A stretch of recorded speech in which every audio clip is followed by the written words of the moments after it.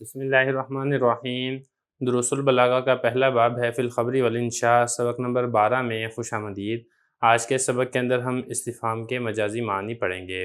عبارت دیکھ لیں۔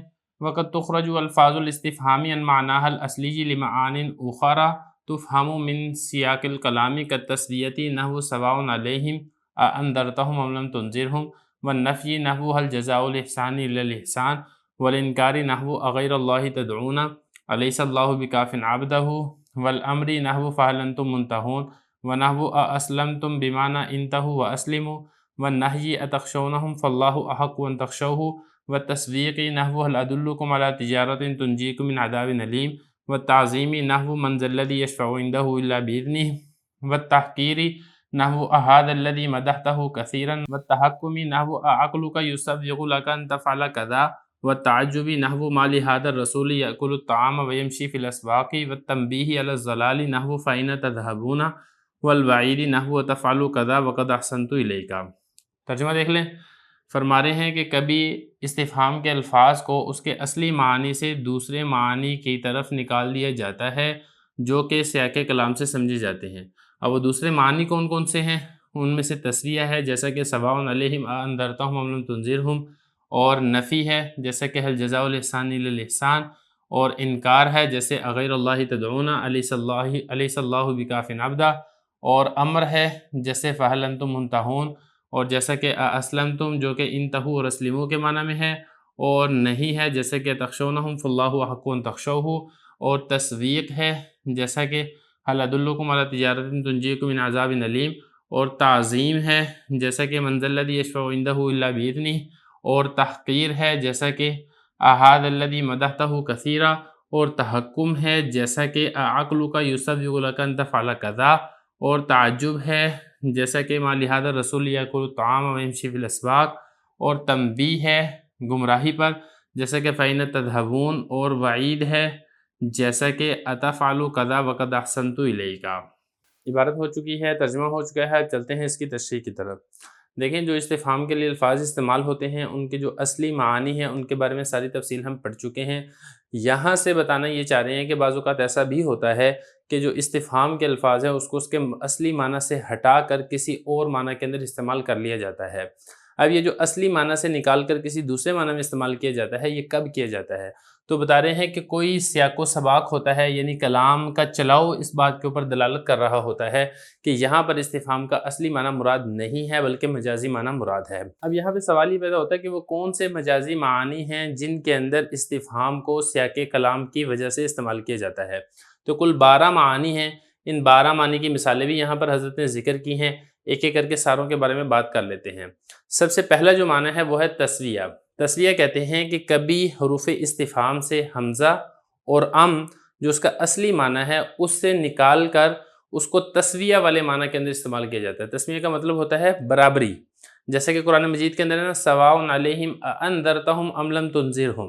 اب یہاں پر آپ نے یہ سمجھنا ہے کہ استفہام کون سا ہے۔ استفہام دیکھیں یہ ہے اانذرتہم، ڈرانا یا نہ ڈرانا، یہ استفہام ہے، لیکن یہاں پر سوال کرنے کے معنی میں یہ استفہام کے حقیقی معنی کے اندر استعمال نہیں ہو رہا ہے بلکہ تسویہ برابری کے معنی کے اندر استعمال ہو رہا ہے کہ یہ جو مشرکین ہے ان کے دلوں پہ مہر لگ چکی ہے، آپ ان کو ڈرائیں یا نہ ڈرائیں ان کے حق میں برابر ہے، یہ لوگ ایمان لانے والے نہیں ہیں۔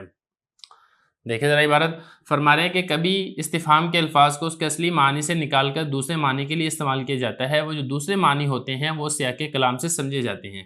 دوسرے معنی میں سے ایک معنی جیسے کہ تسویہ ہے، جیسے اللہ تعالیٰ کا فرمان ہے سواء علیہم اانذرتہم ام لم تنذرہم۔ اسی طریقے سے جو استفہام کا دوسرا مجازی معنی ہے وہ ہے نفی۔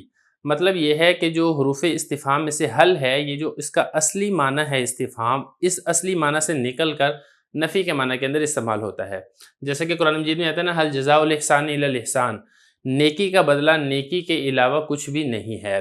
اب یہاں پر سمجھنے کی بات یہ ہے کہ یہاں پر یہ جو حل ہے یہ سوال کرنے کے لیے نہیں آ رہا کہ اللہ تعالیٰ سوال کرنے ہو کیا نیکی کا بدلہ نیکی کے سوا کچھ اور ہے، بلکہ یہاں پر نفی کے معنی کے اندر آ رہا ہے کہ نیکی کا بدلہ صرف نیکی ہی ہے، نیکی کے علاوہ کچھ بھی نہیں ہے۔ تو یہ دوسرا معنی ہے نفی کا جس کے اندر حرف استفہام حل کو استعمال کیا جا رہا ہے۔ تیسرا جو مجازی معنی ہے وہ ہے انکار۔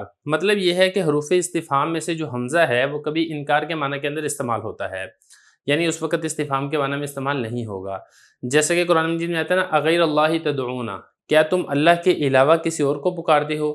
یہاں پر اگر آپ دیکھیں گے نا اغیر اللہ میں، یہ دیکھیں ذرا، یہ جو حمزہ ہے یہ حمزہ استفہام کا ہے، لیکن یہاں پر جو حمزہ استفہام ہے یہ استفہام والے معنی سے نکل کر انکار کے معنی کے اندر استعمال ہو رہا ہے کہ اللہ تعالیٰ اس بات کی نفی کر رہے ہیں کہ تم اللہ کے علاوہ کسی اور کو نہ پکارو. یہ اسی طریقے سے دوسری جو مثال ذکر کی ہے وہ یہ ہے الیس اللہ بکاف عبدا، کیا اللہ اپنے بندے کو کافی نہیں ہے. اب یہاں پر دیکھیں یہ جو الیسا، لیسا کے شروع میں جو حمزہ استفہام ہے، یہ جو حمزہ استفہام ہے، حمزہ استفہام انکاری ہے، مطلب یہ کہ انکار کے معنی کے اندر استعمال ہو رہا ہے. اب سمجھنے کی بات یہ ہے کہ یہ جو لیسا ہے نا یہ نفی ہے، اور اس کے اوپر یہ جو حمزہ استفہام ہے یہ بھی نفی ہے، اور اصول اور ضابطہ یہ ہوتا ہے کہ نفی جمع نفی یہ اس بات ہوتی ہے، یعنی اگر نفی کی نفی کر دی جائے تو وہ جملہ مثبت بن جاتا ہے، تو مطلب اس کا یہ بنے گا کہ اللہ تعالیٰ اپنے بندے کے لیے کافی ہے. آگے دیکھیں والامر، بتانے یہ چاہ رہے ہیں کہ حروف استفہام میں سے حمزہ اور حل ہے جو اس کا اصلی معنی ہے استفہام، اس سے نکل کر امر کے معنی کے اندر بھی استعمال ہوتا ہے. جیسا کہ قرآن مجید میں آتا ہے نا فہل انتم منتہون، کیا تم باز آنے والے ہو. اب یہاں پہ دیکھیں حل آ رہا ہے، تو مطلب اس کا مطلب یہ نہیں ہے کہ اللہ تعالیٰ سوال کر رہے ہیں، اللہ تعالیٰ منع کر رہے ہیں کہ تم باز آ جاؤ، حکم دے رہے ہیں. تو یہاں پر امر کے معنی کے اندر استعمال ہو رہا ہے انتہو کے معنی کے اندر. یہ اسی طریقے سے دوسری جگہ پر آتا ہے اسلم تم، کیا تم اسلام لاتے ہو، اسلام قبول کرتے ہو. تو یہاں پر جو ہے نا سوال نہیں ہو رہا بلکہ یہاں پر حکم دیا جا رہا ہے اسلمو، کہ تم اسلام قبول کر لو، ایمان لے آؤ. تو یہ چوتھا معنی ہے مجازی جس کے اندر حروف استفہام یہ استعمال ہو رہے ہیں. پانچواں معنی دیکھیں نہیں، بتانے یہ چاہ رہے ہیں کہ جو حرف استفہام میں سے حمزہ ہے یہ بعض اوقات استفہام والے معنی سے نکل کر یہ نہیں کے معنی کے اندر استعمال ہوتا ہے کہ منع کیا جاتا ہے کام کرنے سے. جیسے کہ نا اتخشونہم فاللہ احق ان تخشوہ، کیا تم ان سے ڈرتے ہو، حالانکہ اللہ تعالیٰ زیادہ حقدار ہے کہ تم ان سے ڈرو.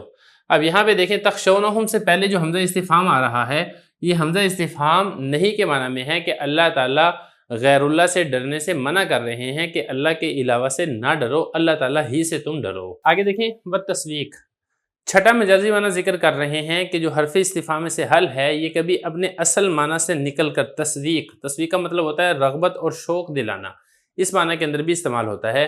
جیسے اللہ تعالیٰ کا فرمانا ہے هل ادلکم علی تجارۃ تنجیکم من عذاب علیم، کیا میں تمہیں رہنمائی کروں تمہاری ایسی تجارت پر جو تمہیں دردناک عذاب سے نجات دے.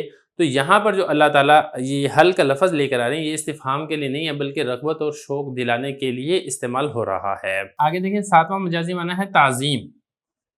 بتانے چاہ رہے ہیں کہ کبھی کبھی حروف استفہام میں سے جو من ہے وہ اپنا جو اصل معنی ہے اس کا استفہام اس سے نکل کر مجازی معنی تعظیم کے اندر استعمال ہوتا ہے. جیسے کہ اللہ تعالیٰ کا فرمان ہے من ذا الذی یشفع عندہ الا باذنہ، کون ہے ایسا جو اللہ کے سامنے کسی کی سفارش کرے مگر اسی کی اجازت کے ساتھ. اب یہاں پر سمجھنے کی بات یہ ہے کہ یہ جو آیت کے اندر ہے نا من ذا الذی، یہ جو من ہے یہ تعظیم کے لیے ہے، اور یہ جو استفہام ہے یہ بمعنی نفی کے ہے. مقصد یہاں پر اللہ تعالیٰ کی تعظیم کرنا ہے کہ کون ہے ایسا جو اللہ تعالیٰ کے سامنے کسی کی سفارش کرے، یعنی کوئی بھی نہیں ہے. تو یہاں پر جو تعظیم ہے وہ کلمہ استفہام کا جو مدخول ہے اس سے نہیں بلکہ استفہام کا جو متعلق ہے یعنی اللہ تعالیٰ اس کی تعظیم کرنا یہاں پر مقصود ہے. سمجھنے کی بات یہ ہے کہ یہ جو من ہے نا یہ داخل ہو رہا ہے ذا الذی کے اوپر، کون ہے وہ جو سفارش کرے. تو سفارش کرنے والے کی یہاں پر تعظیم نہیں ہو رہی ہے بلکہ چونکہ سفارش اللہ تعالیٰ سے کرنی ہے تو اللہ تعالیٰ کی یہاں پر تعظیم ذکر کی جا رہی ہے کہ جس سے سفارش کی جائے، تو ایسا کوئی بھی نہیں ہے تو لہذا یہاں پر اللہ تعالیٰ کی تعظیم بیان ہو رہی ہے. اس کے بعد آٹھواں مجازی معنی ذکر کر رہے ہیں تحقیر، حقارت بیان کرنا. یعنی بعض اوقات یہ ہوتا ہے کہ حروف استفہام میں سے جو حمزہ ہے یہ اپنے اصل معنی استفہام سے نکل کر حقارت کے معنی کے اندر استعمال ہوتا ہے. جیسا کہ کہا جاتا ہے احاد الذی مدحتہ کثیرا، کہ یہ ہے وہ جس کی تم نے اتنی تعریفیں کی تھی. اب یہاں پر جو اشارہ کیا جا رہا ہے نا جو اس کا مشار نلے ہے اس کی حقارت بیان کی جا رہی ہے کہ اتنا حقیر شخص اور اس کی تم تعظیم بیان کر رہے ہو، اسی کی تم تعریف کر رہے ہو.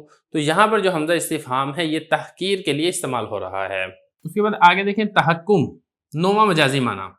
بتانے ہی چاہ رہے ہیں کہ جو حروف استفہام میں سے حمزہ ہے یہ بعض اوقات اپنی اصل معنی سے نکل کر استہزاء اور تمسخر کے معنی کے اندر استعمال ہوتا ہے. تحکم کا مطلب ہوتا ہے مذاق اڑانا، ٹھٹھا کرنا، تمسخر کرنا، یہ اس کا معنی ہے. اس کی مثال کیا ذکر کی ہے جیسے کہ عقلک یصدق لک ان تفعل کذا، کیا تیری عقل تجھے اس بات کی اجازت دیتی ہے کہ تو ایسا کر. اب یہاں پر جو دیکھیں عقلک سے پہلے جو حمزہ استفہام آ رہا ہے یہ جو حمزہ استفہام ہے یہ سوال کرنے کے لیے نہیں ہے کہ وہ مخاطب سے پوچھ رہا ہو کہ تمہاری عقل اجازت دے رہی ہے، بلکہ یہاں پر اس کی عقل کا مذاق اڑایا جا رہا ہے کہ تیری عقل کا یہ تقاضا ہے کہ ایسا کام کیا جانا چاہیے، مطلب یہ کہ تو کم عقل اور بے وقوف ہے۔ 10واں مجازی معنی دیکھیں تعجب۔ بعض اوقات یہ ہوتا ہے کہ حروف استفہام میں سے جو میم الف ما ہے یہ اس کا اصل معنی جو استفہام ہے اس سے نکل کر مجازی طور پر یہ تعجب کے لیے استعمال ہوتا ہے۔ اس کی مثال لے کر ہیں ما لہذا الرسول یاکل الطعام ویمشی فی الاسواق۔ مشرکین مکہ نے جب نبی کریم صلی اللہ علیہ وسلم کو دیکھا کہ یہ کھاتے پیتے ہیں، بازاروں میں چلتے ہیں، تو ان کو اس بات پہ تعجب ہوا، اور تعجب ہوا تو انہوں نے تعجب کے اظہار کے لیے یہ والا کلمہ بولا کہ اس رسول کو کیا ہو گیا، یہ کھانا کھاتا ہے اور بازاروں کے اندر چلتا ہے۔ تو یہاں پر جو ما ہے یہ تعجب کے لیے استعمال ہو رہا ہے، جو اس کا اصل حقیقی معنی ہے استفہام اس میں یہ استعمال نہیں کیا جا رہا ہے۔